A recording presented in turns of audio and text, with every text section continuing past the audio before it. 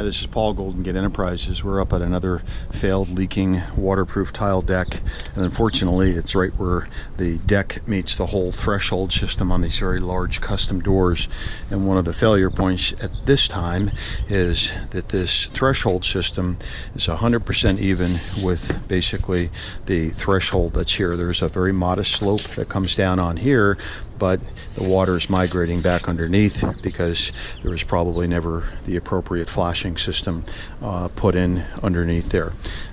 So we'll have to take a look at that. These doors are probably all going to have to be removed, and we're going to have to open up the flashing detail and see whether or not the whole deck needs to be redone. The railing system is the same as the railing system down there.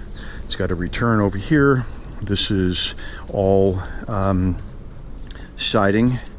This looks like an interface with a wood trim down at the bottom, and this is a fixed window over here.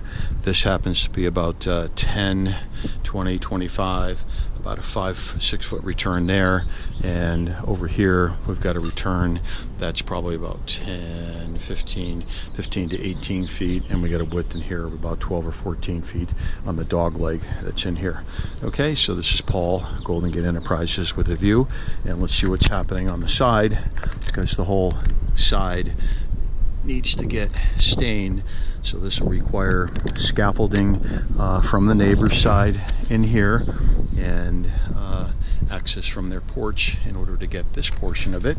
And let's see if we can get a view on this far side. Trying to stick the camera down here. Okay, this is going to require scaffolding. It looks like part of that's their property, but it looks like part of that is the other neighbor. And we probably have about 1, 2, 10, 20, 30, about 40 feet up in the air to be scaffolded here on the side in order to get the stain in here. Okay, so this is Paul, Golden Gate Enterprises. Thank you.